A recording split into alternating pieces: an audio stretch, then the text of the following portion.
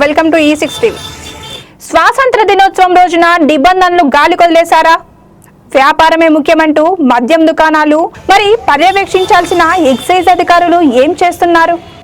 స్థానికులు సమాచారం ఇచ్చినా ఎందుకు స్పందించలేదన్న ప్రశ్నలు ఇప్పుడు విజయవాడలో వినిపిస్తున్నాయి.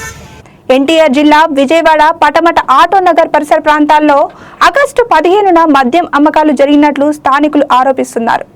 స్వాతంత్ర దినోత్సవం సందర్భంగా అమల్లో ఉన్న మద్యం విక్రయాల ఆంక్షలను సైతం కొన్ని దుకాణాలు పట్టించుకోలేదని చెబుతున్నారు.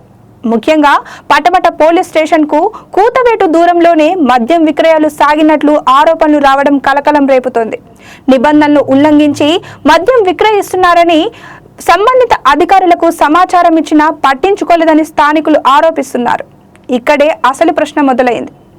నిబంధనలు అమలు చేయాల్సిన ఎక్సైజ్ శాఖ ఏం చేస్తోంది? తనిఖీలు ఎక్కడా? పర్యవేక్షణ ఏమైంది? ఫిర్యాదులు వచ్చిన వెంటనే అధికారులు ఎందుకు స్పందించలేదు? నిబంధనలు ఉల్లంఘించినట్లు తేలితే సంబంధిత మద్యం దుకాణాలు, బార్లపై చర్యలు ఎందుకు తీసుకోలేదు? అసలు ఒకవేళ అనుమతులు లేకుండా అమ్మకాలు జరిగినట్లు నిర్ధారణ అయితే అధికారుల కళ్ళుగప్పి ఈ వ్యాపారం సాగిందా, లేక పర్యవేక్షణలో నిర్లక్ష్యం కారణమా అన్నది తేలాల్సి ఉంది. స్థానికులు చేస్తున్న ఆరోపణలపై ఎక్సైజ్ ఉన్నతాధికారులు విచారణ జరిపి వాస్తవాలను బయటపెట్టాలని డిమాండ్ చేస్తోంది.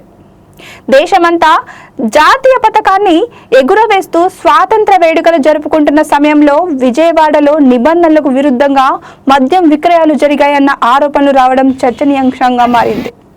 అధికారులు ఇప్పటికైనా స్పందిస్తారా? ఆరోపణలపై విచారణ చేపడతారా? నిబంధనలు ఉల్లంఘించిన వారిపై చర్యలు తీసుకుంటారా, లేక ఈ వ్యవహారం కూడా ఫిర్యాదులకే పరిమితమవుతుందా చూడాలి.